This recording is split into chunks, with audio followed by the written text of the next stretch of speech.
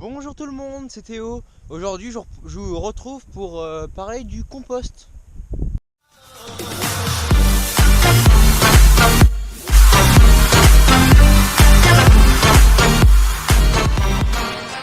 Donc ici, c'est du compost de déchets verts.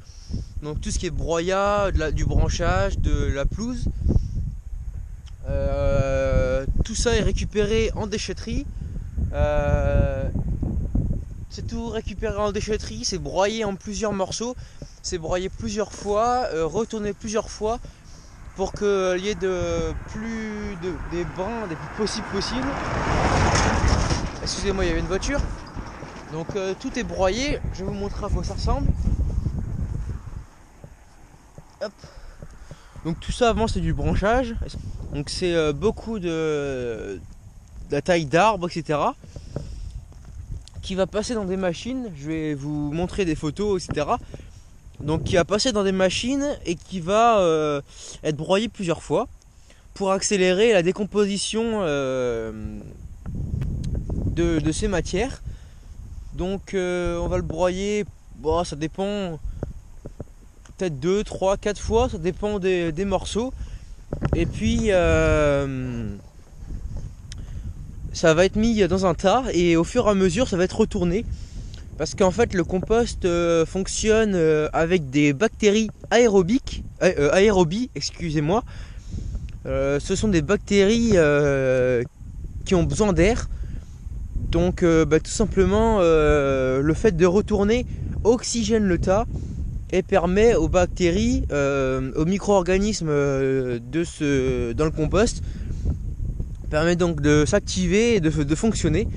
Donc ici on a, il me semble, c'est 300 tonnes, quelque chose par là, 300 tonnes de compost qui vont être épandues à peu près entre 20 et 25 tonnes hectares. Donc ce compost là, un compost de broyat de déchets verts comme ça apporte surtout de la chaux.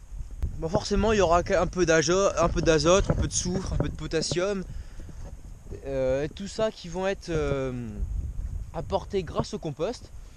Donc voilà, ça permet, ce qui est intéressant avec le compost, c'est que ça permet d'enrichir les sols en matière organique.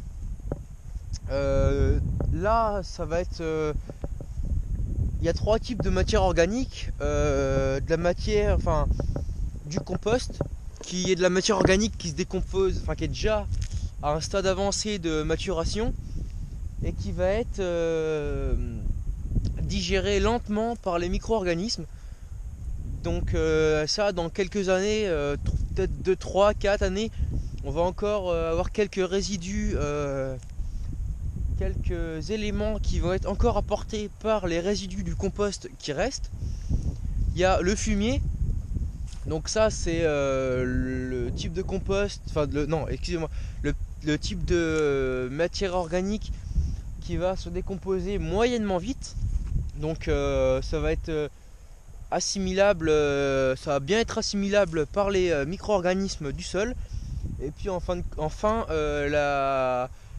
ce qui est la matière organique qui est le plus vite assimilé, c'est le lisier. Le lisier, c'est absorbé, c'est utilisé très rapidement après l'épandage. Parce que tout va être utilisé par la plante.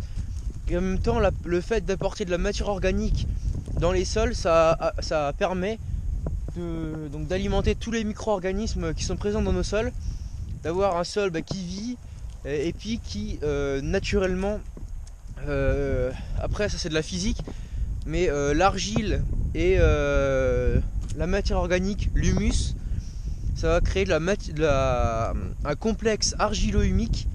Ça s'appelle, c'est un peu complexe.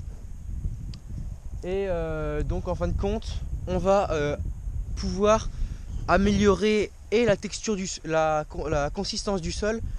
Le sol va pouvoir résister aux intempéries, etc.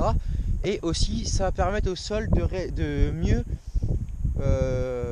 récupérer l'eau, parce que ici c'est un sol qui perd l'eau très facilement, un sol très séchant, et en fait ça va créer une ressource utile, une ressource hydrique naturellement. Donc voilà, je vous laisse visionner les images. Allez, merci beaucoup, puis j'espère que ça vous aura plu. N'hésitez pas à liker la vidéo et à rejoindre la page Facebook et le compte Twitter. Allez, ciao, bye bye.